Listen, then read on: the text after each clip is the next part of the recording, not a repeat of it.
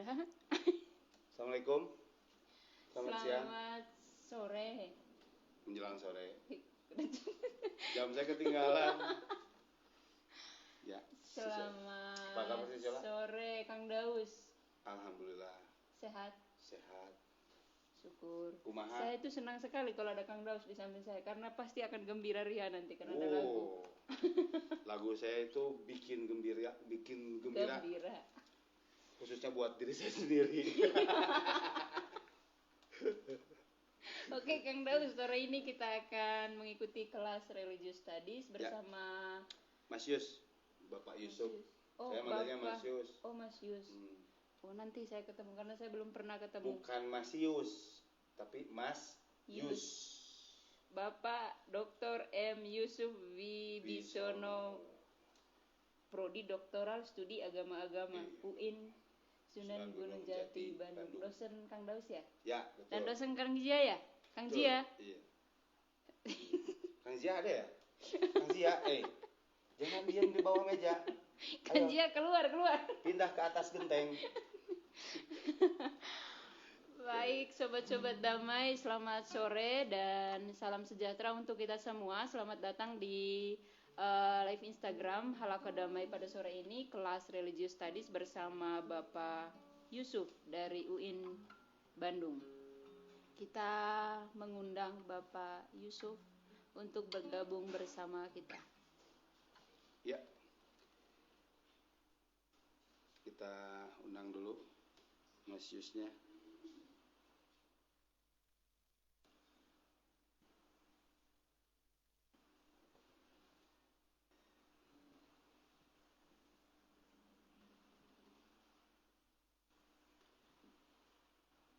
Kita nunggu Mas Yus. Sambil nunggu. Kang Daus nanti nyanyi apa? Ini lagi nyari lirik lagu dulu nih, sebentar. Oke.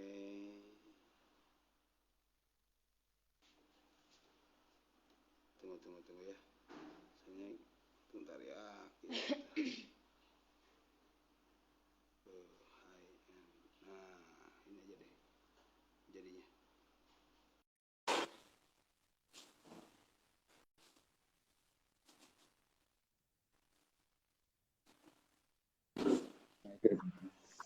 Halo. Halo, selamat sore Pak Yusuf. Ya, selamat sore. Selamat sore Pak. Saya Suster Yolanda. Itu ke jalan di sana. Ya. Mbak Yolanda ya. Kita langsung. Suara saya enggak betul kan? Agak putus-putus. Halo, Mas Yus, agak putus-putus dikit. Tes. Oke. Sebentar. Oke.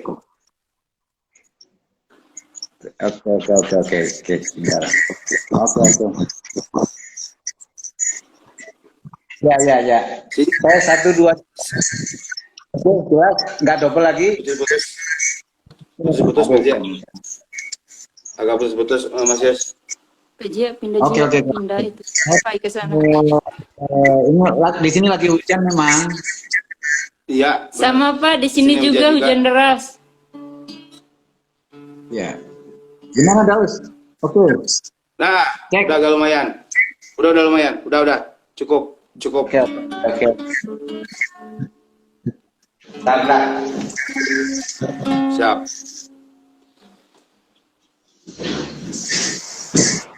Ya, mulai yuk. Cek Kita mulai aja ya. Ya, boleh. Kita mulai aja. Ya, baik. Selamat sore Pak Yusuf. Selamat datang di kelas Religious Studies. Kami akan menjadi murid yang setia pada sore hari ini dengan Kang Daus. Siap. Nanti kita biasa mulai dengan sebuah lagu oleh Kang Daus, musisi dari Komuji Indonesia. Mudah-mudahan Mas Yus nggak bosan. Justru harus ada musiknya. Iya. Oke. Saya langsung nyanyi dulu. Ya. Bentar ya. Oke.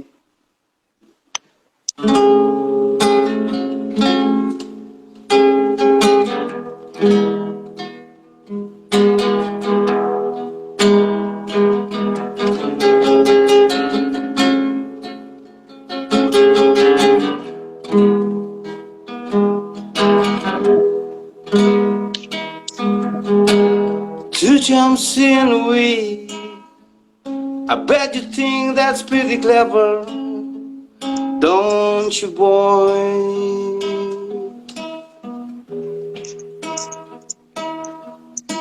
Flying on your motorcycle, watching on the ground beneath you drown.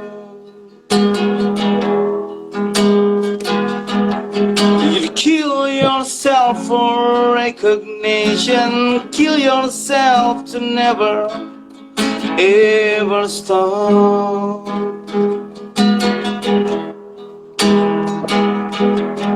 You broke another mirror, you're turning into something you are not. Don't leave me behind. Don't leave me behind.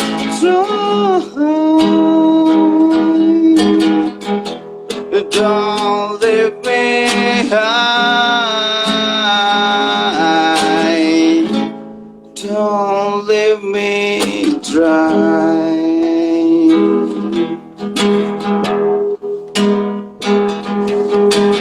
Trying up in conversation, you'll be the one who cannot talk.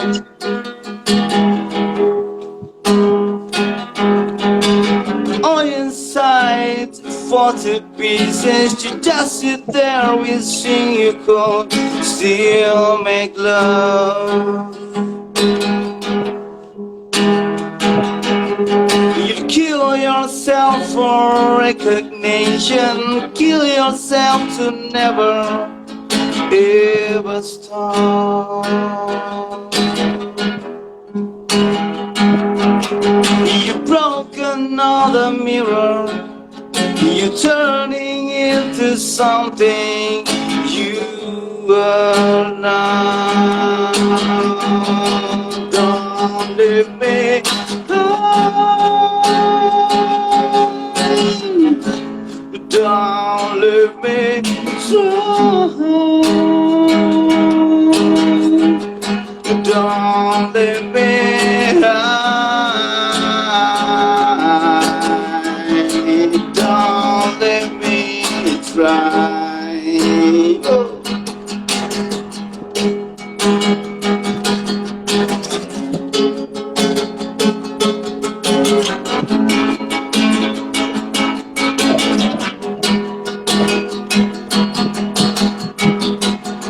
Oh, you're the best thing that you ever had, the best thing that you ever had.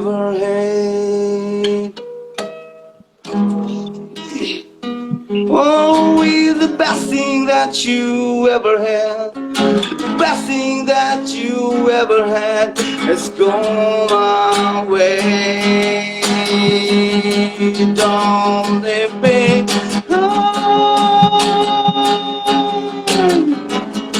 Don't leave me try. Don't leave me high. Don't leave me try. Iya, keren ya suaranya Kang Daus. Biasa aja. Oh, luar biasa. Emang benar-benar seorang musisi dari Komuji Indonesia ini. Mas Yus, sudah connect belum? Masih muter tuh. Berarti susah jaringannya.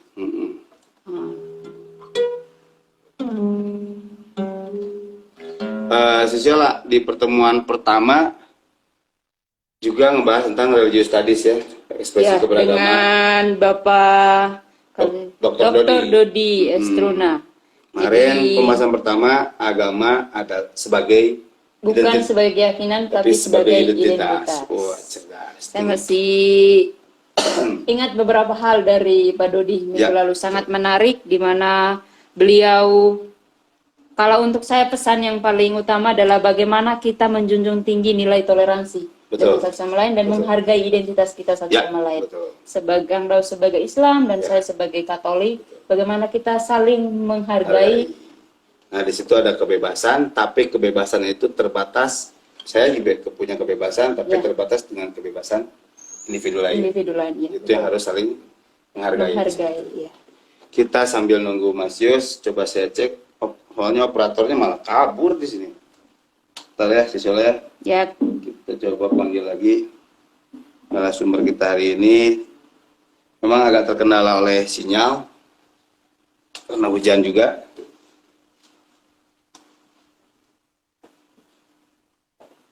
Kita coba. Oke.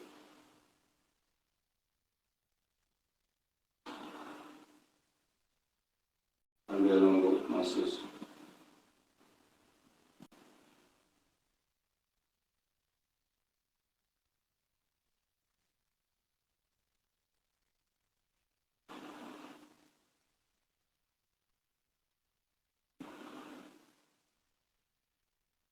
Koneksi kayaknya. karena hujan.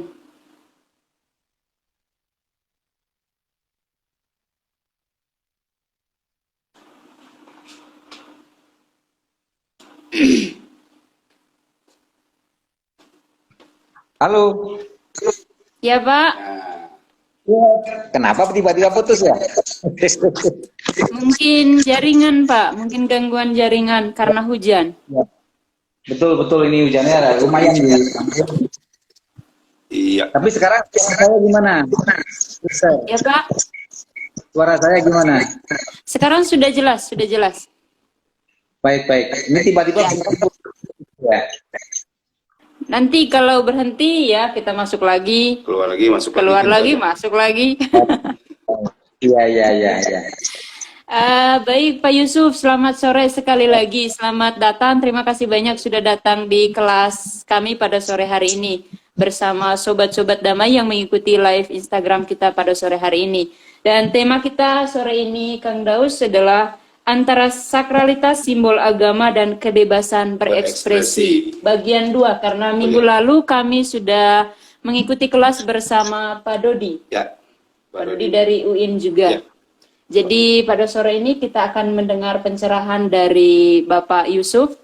Betul. Bagaimana pandangan, pendapat dari Bapak Yusuf tentang tema ini? Iya. Ya, sebagai ulasan, di pertemuan yang pertama Pak Dodi menjelaskan banyak tentang agama bukan sebagai Keyakinan, tetapi sebagai identitas. Iya. Cara seorang individu salah satu identifikasi dari setiap individu. Ya. Gitu, Mas Yus, mangga. Oke. Diatur Ya kita ngobrol aja ya. Iya, Pak. Sambil ngopi. Ya, bismillahirrahmanirrahim. Assalamualaikum warahmatullahi wabarakatuh. Ya. Selamat siang menjelang sore. Dan biasanya kita ngobrol ya yang maknanya kita juga diskusi banyak di Iya, Pak. majelis yang mulia ini. Amin. Saya pikir bahwa tema ini memang lagi booming ya hari ini. Tema ini lagi tentang simbol-simbol agama, terutama bukan hanya di jagat Indonesia, tapi di jagat dunia. Dunia, ya. Ya, cek. Ini suara saya double nggak? Iya, dengar, Pak. Dengar. Masih aman, masih aman. Ya. Masih aman, Mas. Ya, baik. Iya, baik. Simbol-simbol agama jadi penting ya, karena kalau kita bicara tentang simbol itu merupakan bentuk atau produk kebudayaan ya. Jadi kalau kita bahwa simbol ini produk kebudayaan dan kebudayaan adalah produk pemikiran filsafat manusia. Jadi simbol juga dibikin kira-kira gitu. Simbol juga dibikin oleh manusia. Dan itu akhirnya disepakati bersama simbol itu menjadi sakral atau profan. Jadi simbol-simbol tertentu itu bisa menjadi sakral atau profan, itu sebetulnya ada kesepakatan bersama. Gitu ya. Simbol itu apa sih? Kalau kita coba tarik dari makna yang pakai pendekatan semiotik ya, ini sedikit aja pendekatan filsafat simbol. Tapi saya yang tidak akan membahas simbol. Sedikit aja bahwa simbol itu kan tanda yang mempunyai makna. Gitu. Dan makna ini, siapa yang memberikan? Makna ini yang memberikan adalah yang manusia itu. Gitu. Berdasarkan kesepakatan kebudayaan tadi. Nah, ada dua macam dalam simbol yang punya makna tadi. Pertama, simbol itu dari pemikiran, bisa melahirkan faktor pemikiran tertentu dari manusia. Misalkan simbol ekonomi, yaitu uang. Hidup manusia itu nggak mungkin lepas dari simbol. Ini kita bertemu seperti ini meskipun melalui webinar, melalui medsos, itu juga simbol sebetulnya. Saya pakai baju, Sister Yolanda pakai baju, terus Daud juga tapi barusan pakai gitar, pakai topi dan seterusnya. Itu simbol sebetulnya. Bahasa yang saya bicarakan itu simbol. Jadi itu adalah homo symboliticum, kira-kira gitu. Halo? Homo simbol apa? Homo apa, Pak? Simbolitikum. Itu bahasa Latinnya ya. Homo Simboliticum. Makhluk simbol. Ya. Manusia itu makhluk simbol.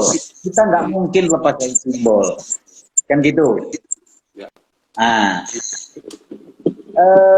itu yang pertama, bahwa pemikiran manusia itu selalu diproduk oleh simbol-simbol. Yang kedua, simbol itu juga dipakai pada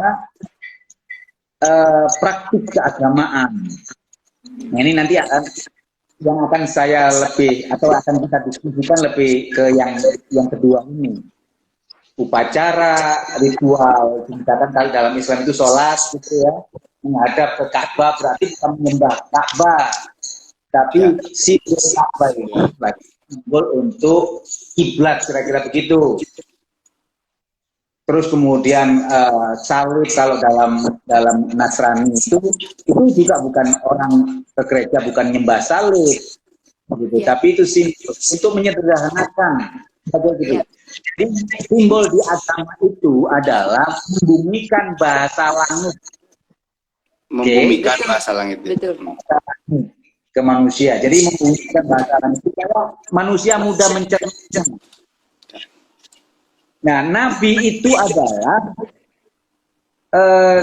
kalau kita pakai mitologi Yunani, nabi itu adalah semacam dewa Hermes. Dewa Hermes itu dewa yang bisa menjahit bahasa langit ke dalam bahasa bumi, simbol langit ke dalam bahasa bumi, gitu ya.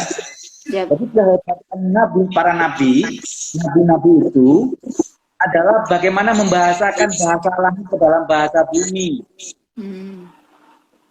Oke? Kenapa kalau dalam cerita atau dalam riwayat Nabi Muhammad, mungkin nabi-nabi yang lain ya, kalau dalam Islam itu Nabi Muhammad, misalkan ketika menerima wahyu dari langit, dari Allah melalui malaikat Jibril, itu sampai berkeringat, gitu kira-kira. Sampai kadang-kadang sebutkan sampai stres dan seterusnya. Sampai demam. Ya. Halo? Ya, sampai demam. Sampai demam. Ya, itu saya mencoba untuk menyelami kira-kira Nabi Muhammad SAW itu mencoba mentranslate bahasa langit ke dalam bahasa bumi. Itu kan nggak gampang juga, gitu.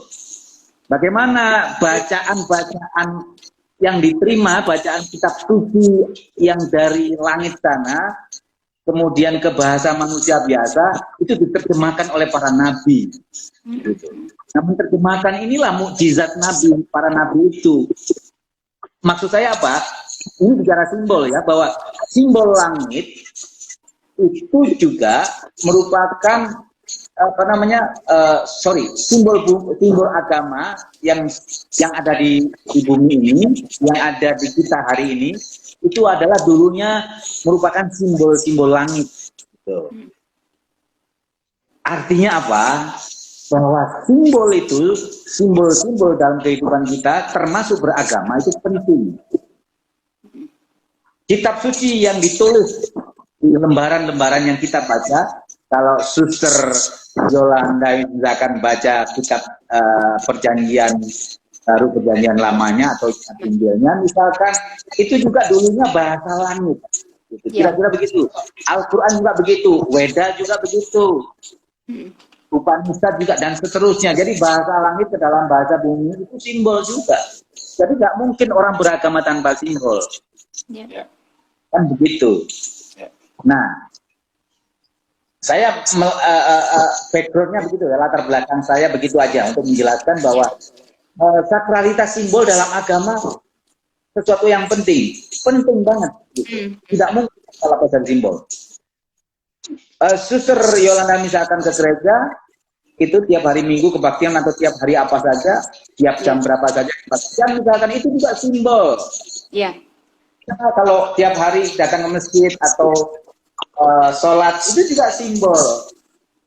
Gitu. Jadi nggak mungkin kita menggunakan simbol dalam beragama. Yeah. Nah, pertanyaannya, sesakral apa simbol itu? Kehebat apa pengaruh simbol itu ke dalam kehidupan manusia? Nah, kalau saya memberikan ilustrasi bahwa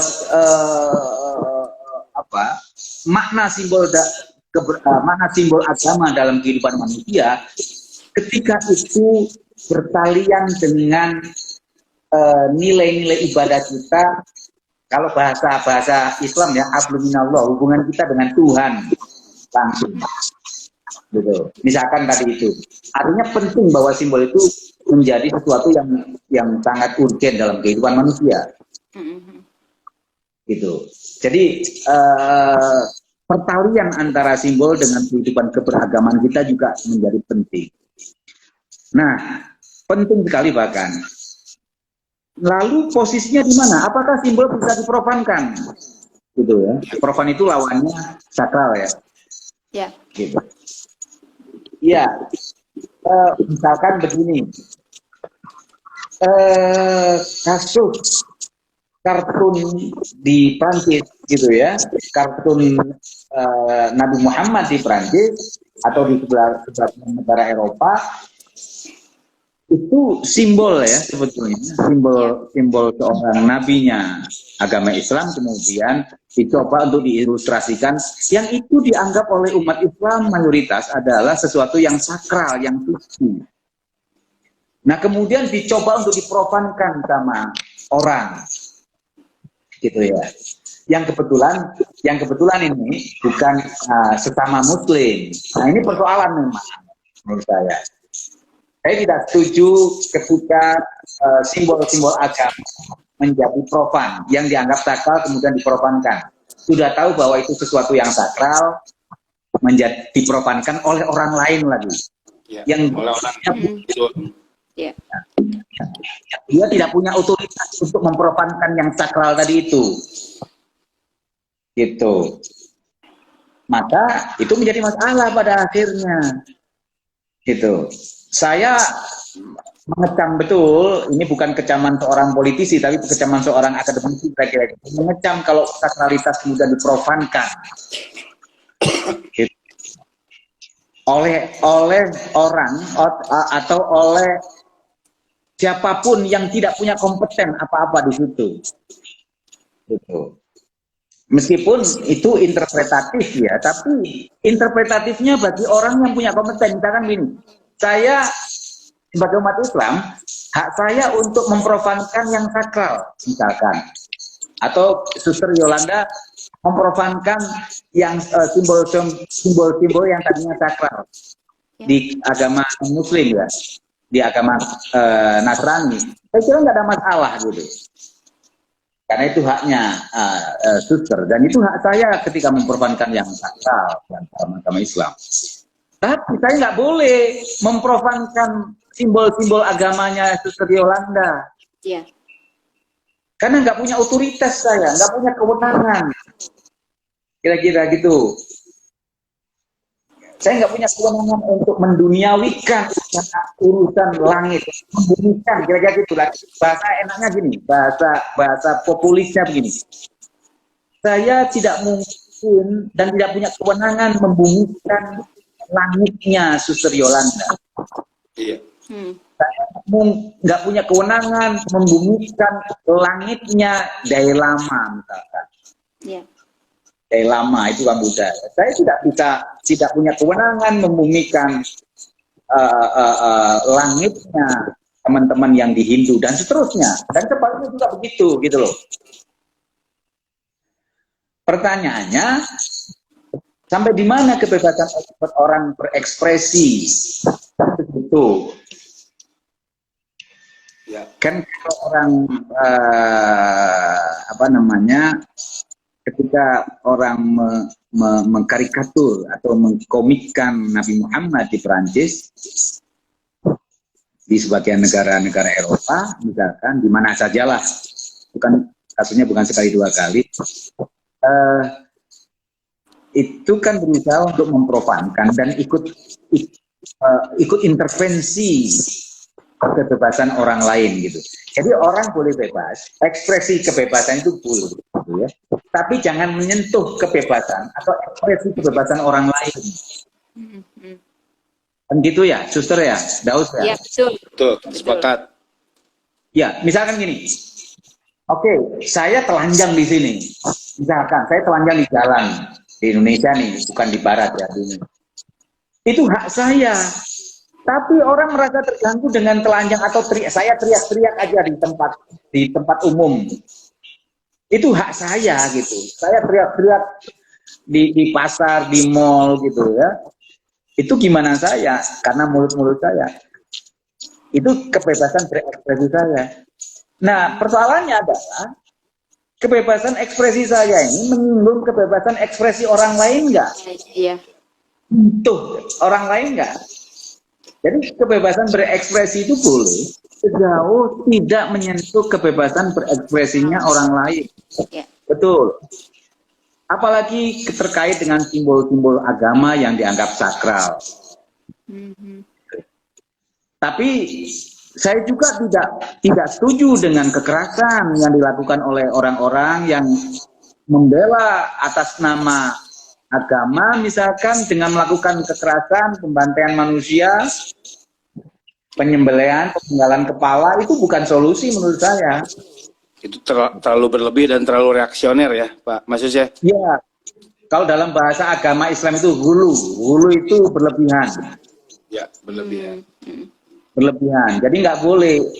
Saya nggak setuju dengan pemenggalan kepala. Kenapa saya katakan begitu? Nabi Muhammad ketika ke Taif, ketika hijrah ke Taif atau ketika datang ke Taif, itu dilempari sama orang-orang jahiliyah, saya sebut orang jahiliyah atau orang-orang Arab sana pada saat itu, dilempari dengan kotoran onta sekalipun tidak melakukan apa-apa, tidak melakukan pembalasan, tidak apalagi memenggal kepala gitu ya. Itu Nabi sendiri itu. Ya. Nah, pertanyaannya, kenapa ada orang misalkan yang membela Nabi sampai memenggal kepalanya orang lain yang dianggap menghina simbol-simbol agama? Niru siapa itu? Kira-kira gitu. Gitu. Kira-kira apa yang mempengaruhi dia untuk melakukan kekerasan atas nama agama? Gitu. Ya. Karena gini, ini saya lebih luas lagi ya, boleh ya? Silakan, Mas. Iya, kadang-kadang aliran, maaf ini saya berbeda mungkin dengan beberapa orang-orang yang punya aliran-aliran tertentu, sebutlah radikalisme atau yang sejenis. Tentunya tidak nyaman untuk nyebut radikalisme dan seterusnya itu. Cuma ya nggak ada lagi kata-kata kayak itu yang bisa saya gunakan. Oke, saya nggak terpaham. Karena apa? Itu mereka mungkin yang mereka agungkan adalah agamisme, atau kalau bicara Islam, Islamismenya, bukan Islam.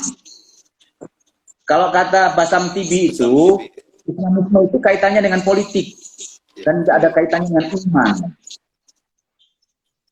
Jadi, atau kalau bicara agama, kira-kira begitu ya, itu agamisme.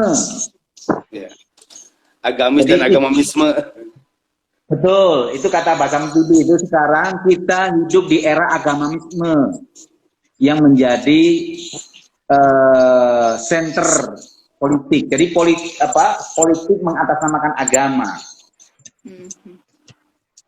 Nah itu bukan, kalau menurut saya itu bukan pilihan saya ya, apalagi sampai pada kekerasan ya. Jadi kalau saya mengutip dari Basam Tibi itu, dia bilang gini, kita hidup pada abad global agamisasi politik. Jadi politik diagamakan hari ini. Gitu.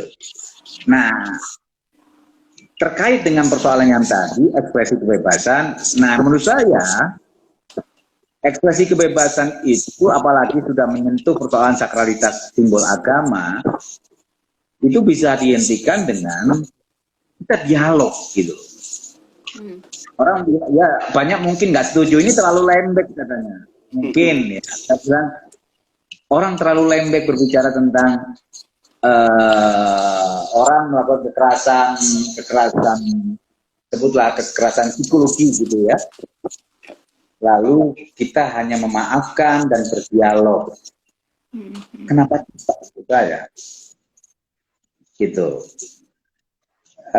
Kita bisa terus-terusan berdialog, kita bisa terus-terusan ketemu dengan siapapun yang membenci Islam atau membenci agama manapun, yang meremeh-temehkan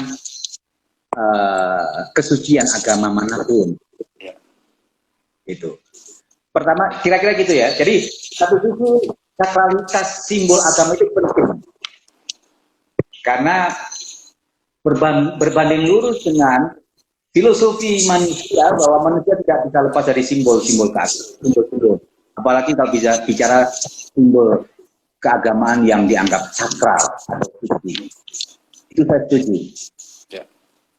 Tapi sisi lain saya tidak setuju dengan ekspresi kebebasan orang tanpa dia punya otoritas. Ya. Yang kemudian akan menyentuh ekspresi kebebasan orang lain. Ya. Saya kira itu pendahuluan kita diskusi. Ya. Betul ya. 30 menit lagi kita akan diskusi, ngobrol lah. Ya, siap Mas Yos, atur nuhun. Ya. Luar biasa banyak ya.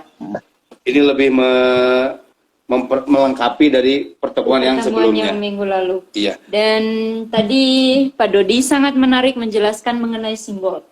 Ya, jadi Pak Yusuf. Pak Yusuf, maaf Pak Yusuf. Saya masih ingat Pak Dodi.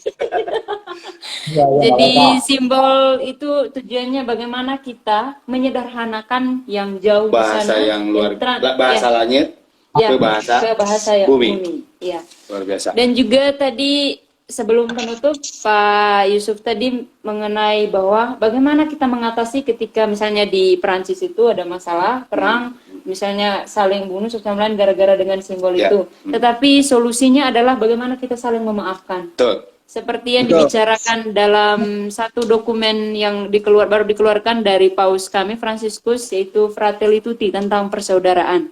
Bahwa di mana salah satu poin penting di dalam dokumen itu bahwa ketika kita menghadapi situasi seperti itu, bahwa perang bukan solusinya, tetapi bagaimana kita mampu memaafkan atau membangun rekonsiliasi di dalam situasi itu. Jadi ini mungkin pesan penting juga dari Pak Yusuf untuk sobat-sobat damai, bahwa bagaimana kita mampu memaafkan situasi. Situasi itu. Ya. Terus ada boleh bertanya Mas Yusya? Ya, Saya ya, ingin ya, bertanya. Ini kan akhirnya gejala-gejala apa ya, fenomenologis mungkin ya. ya, Itu kan dilakukan oleh seorang karikatur gitu ya, pelukis penggambar karikatur tertentu, dan itu tidak representatif, bukan berarti dia bukan representatif otoritas agama apapun gitu ya.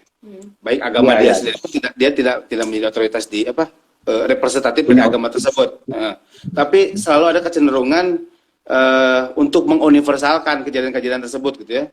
Jadi itu seolah-olah jadinya orang misalnya itu yang melakukannya orang Kristen gitu ya. Ini jadi salah orang Kristen, semuanya jadi salah gitu. Sampai di Indonesia gereja ada yang dibakar karena misalnya kejadian Prancis kemarin. Nah, ini gejala-gejala reaksi menguniversalkan hal-hal yang kejadian yang partikular ini mestinya kayak gimana sih Mas Yus gitu?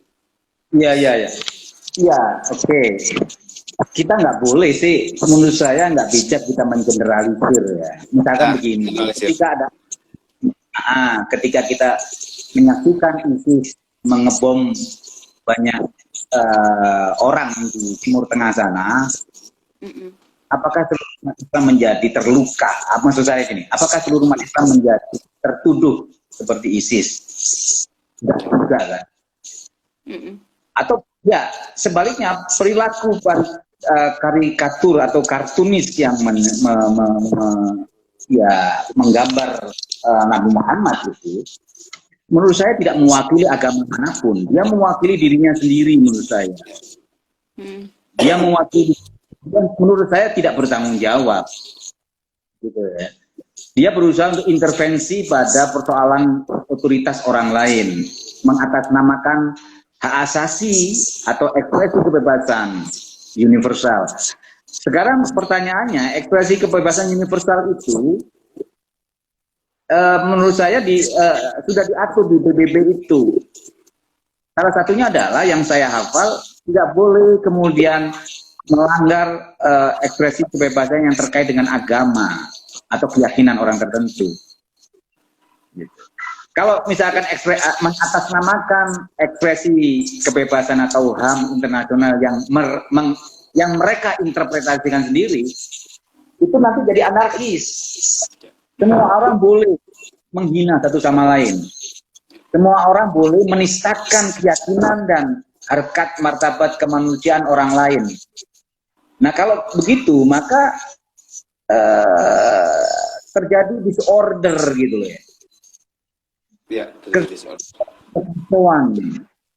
Maka perlu aturan.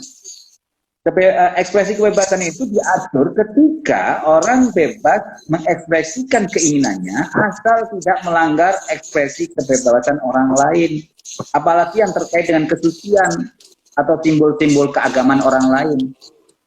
Jadi gitu ya, jadi menurut saya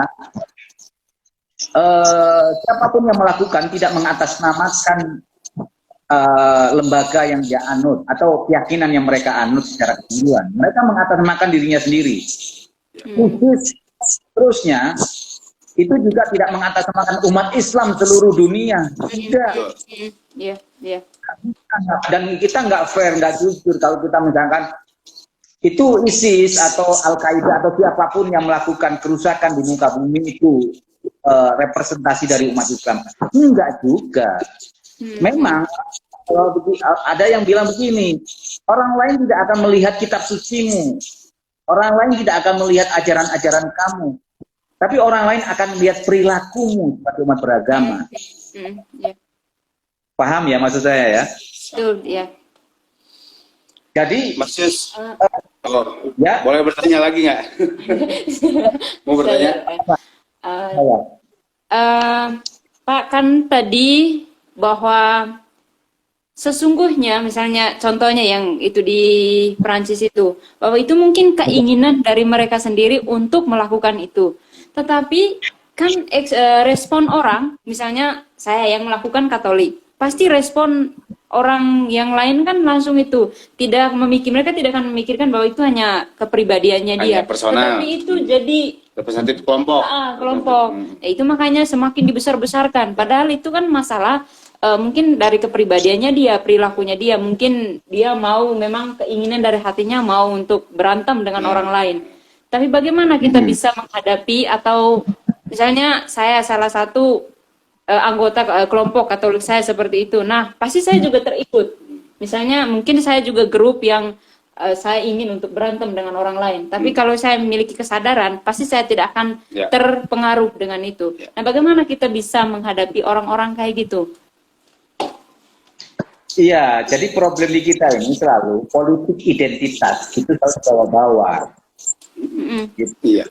Ya, mungkin Pak Dodi kemarin sudah pernah membahas kali ya di simbol agama itu. Jadi itu terkait dengan politik identitas yang hari ini memang menurut saya politik identitas lagi banyak digandrungi dan banyak problem. Gitu. Menurut saya, yang tadi Suster bilang tadi itu, padahal perilaku keagamaan, perilaku seseorang tidak merepresentasikan dia dari agama yang dia peluk, gitu. Kan begitu. Jadi perlu yang kita lakukan adalah edukasi sebetulnya, Suster. Jadi kita mengedukasi ke masyarakat, ke umat kita masing-masing deh. Edukasi. Yolanda, Suster Yolanda misalkan di Katolik, teman-teman Katolik dikasih pemahaman, saya, Daud, dia, dan yang lain yang memberikan pemahaman ke umat Islam misalkan bahwa perilaku-perilaku seperti itu jangan mengatasnamakan agama, dan itu bisa menjadi menjadi titik noda yang tidak membuat tidak mencerdaskan, maksud saya tidak mendidik masyarakat atau pada umat manusia, gitu ya. Jadi politik identitas ini sekarang lagi memang menjadi masalah, terutama di Indonesia misalkan. Baru dengar misalkan kasus-kasus yang kemarin gitu ya, HRS, yang baliho. Iya, itu kan jadi yang ada yang bilang bahwa ini imam besar umat Islam, ada yang bilang setuju, ada yang bilang tidak setuju, itu imam besarnya FPI dan seterusnya. Nah, kayak begitu ini kan perlu ada edukasi ya, perlu ada dialog. Ada yang bilang tukang obat juga ya. Iya, kan gitu. Jadi akhirnya kemana kan? Jadi kemana-mana cari kepentingan. Jadi memang sih kadang-kadang simbol-simbol, nah ini kaitannya dengan simbol agama ini menjadi seksi untuk dijadikan isu-isu yang apalagi yang muatan politik kekuasaan ya, untuk politik kekuasaan menjadi seksi dan murah harganya gitu loh. Ya. Murah, dan gampang memicu adrenalinnya. Betul. Ya, nggak perlu pakai duit misalkan kalau kita pakai simbol-simbol agama untuk menarik emosi keagamaan, politik identitas keagamaan, maksud saya ya. Itu gratis ya. Kita dengan takbir misalkan kita bisa nyuruh orang untuk melakukan atau ungkapan-ungkapan yang sekiranya dianggap sakral tanda petik, kita bisa mengajak orang untuk melakukan apa saja. Ya. Itu kalau tidak ada edukasi ya, kalau tidak ada mendidik, kalau tidak ada didikan yang lebih mencerdaskan secara beragama. Jadi kira-kira gini, kaitannya dengan berbagai hal tadi itu beragama harus cerdas menurut saya. Betul. Beragama itu harus diiringi dengan keilmuan. Iya, betul. Betul. Ya. Nggak bisa beragama tanpa ilmu itu. Iya. Apalagi sekarang era informasinya sangat cepat ya, era informasi sangat cepat, era interaktif sangat mudah. Kalau kurang daya analisa bisa kacau balau, maksudnya. Iya, dan orang-orang sekarang kan mudah menerima kan kabar-kabar yang hoax itu. Jadi mereka lebih menangkap itu daripada langsung telan tanpa dikunyah. Iya. Jadi gini, menurut saya sekarang para agamawan dan pemerintah atau para pemimpin menurut saya harus mengedukasi masyarakatnya untuk memahami fenomena-fenomena keagamaan yang semakin lama banyak tantangannya. Gitu. Banyak tantangannya. Simbol-simbol keagamaan di era kekinian dan mungkin sampai kapanpun ya, di era modern nanti, bahkan di era post-modern nanti, gitu ya. Tantangan keberagamaan itu semakin tambah besar, Gitu. Nah, ini harus diantisipasi.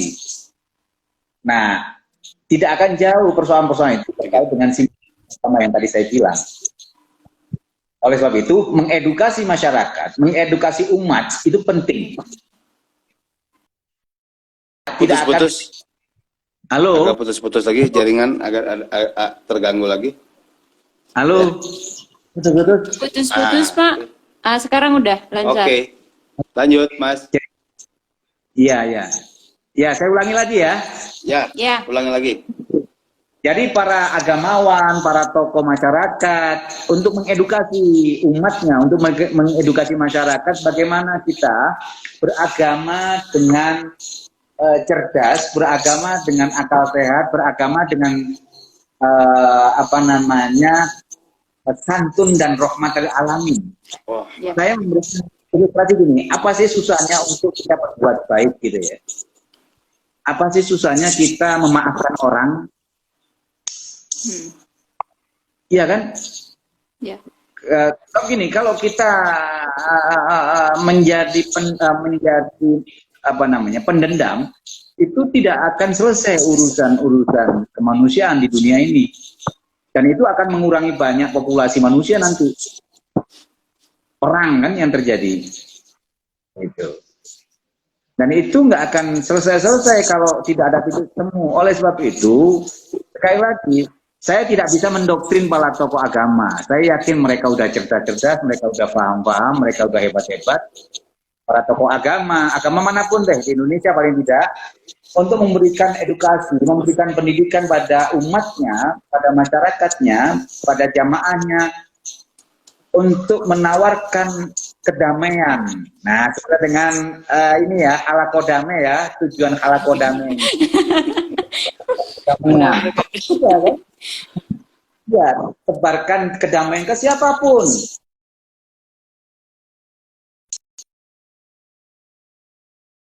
Kadang-kadang, halo? Ya, Yuk. Pak. Ya, Pak. Oke. Ya, saya mungkin sebagai akademisi memahami dalam konteks antropologi seringkali memaklumi gitu ya, tapi seringkali menjadi confused juga, bingung gitu, membingungkan bahwa manusia itu memang serba misterius ya. Ya. Gitu. Ya karena manusia itu ada dua ini tadi yang pernah saya bahas di forum ala kodama ini, punya dua sisi. Iya, punya dua sisi mata. Iya, satu sisi manusia itu senang perang, satu sisi manusia itu senang damai. Senang damai. Nah, hadirnya agama itu kan untuk memperkecil yang senang perangnya, yang senang berantemnya. Harusnya begitu agama hadir situ. Jangan memperluas agama, ya. Betul. Konfliknya, potensi perangnya. Apalagi jadi sumber konflik ya. Apalagi kalau agama jadi sumber konflik. Betul, apalagi agama jadi sumber konflik berarti hadirnya agama tidak memberikan sesuatu yang lebih bermanfaat. Padahal tidak seperti itu. Kalau Islam saya yakin agama yang lain juga sama lah. Kalau Islam kan rahmatan alamin. Kalau Suster Yolanda dan teman-teman itu cinta kasih dan seterusnya. Jadi no problem saya. Gitu. Saya kira itu ya pertemuan hari ini ruangan saya mau disemprot karena Mas Yus. Terima kasih banyak. Pak Yusuf. Ruangan saya mau disemprot ya. Oke, buat desinfektan. Ini ya sebentar dulu ya. Oke. Ya, terima kasih banyak Pak Yusuf. Sama-sama, sampai ketemu lagi. Sampai ketemu. Terima kasih banyak Pak, sampai ketemu lagi. Oke, makasih. Ayo, assalamualaikum. Salam warahmatullahi. Mantap. Ya, mana? Tutup dulu. Sila. Tutup dulu. Baik, sobat-sobat damai, terima kasih banyak sudah bergabung bersama kami sore ini dengan Pak Yusuf, dan terima kasih banyak untuk semua sharingnya pada sore ini. Semoga bermanfaat bagi kita semua. Selamat sore dan sampai ketemu lagi minggu depan.